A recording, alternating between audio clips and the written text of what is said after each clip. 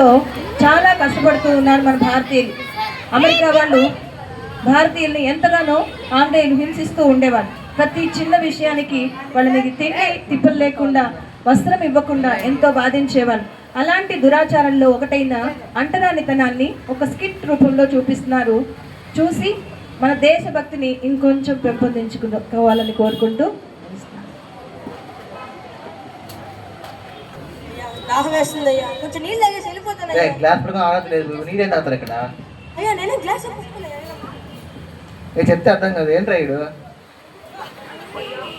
అయ్యా ఈ ఒక్కసారికి వదిలేండి అయ్యా, నీళ్ళు తాగేసి వెళ్ళిపోతాను అంటున్నాను కదా. నేను చెల్లరా వీడికి మాటలతో కాదురా, కళ్ళతో. అయ్యా వద్దయ్యా, నేను వెళ్ళిపోతానయ్యా. అయ్యా వద్దయ్యా. ఈ మధ్య బ్రిటిష్ ప్రభుత్వం చాలా ఘోరంగా చేస్తుంది కదా. అవును మిత్రం. ఏమంటున్నాడా, నీకు ఇక్కడ ఏం పని? మా పక్కన కూర్చున్న అర్హత నీకు లేదు, వెళ్ళిపోవాడినా ఇక్కడ నుంచి. అయ్యా దెబ్బలు తగిలినాయ్యా, అలసిపోయానయ్యా. అయినా నేను మనిషినే కదా, ఎందుకు ఇలా అన్యాయం చేస్తున్నారు నాకు? వద్దు మిత్రం, వద్దు.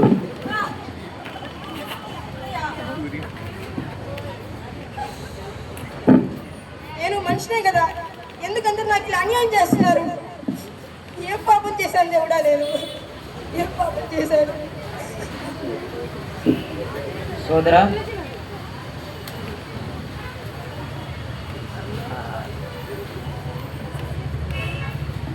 ఇదేనా మన సంస్కారం? వీడు అంటరాని వాడని, మీరు అంటరాని వాళ్ళు కాదని మీరు ఎలా చెప్పగలరు?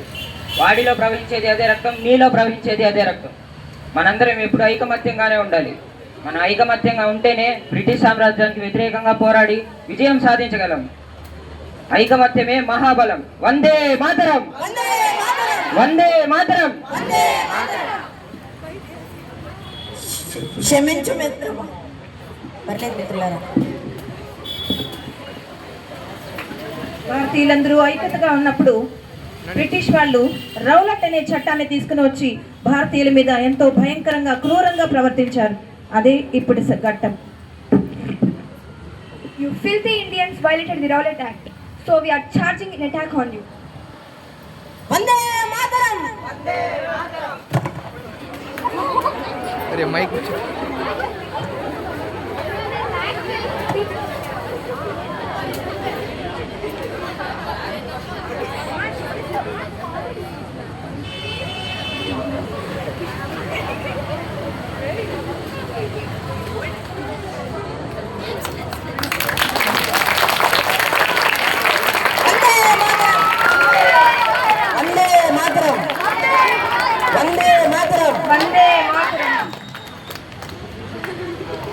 Thank you.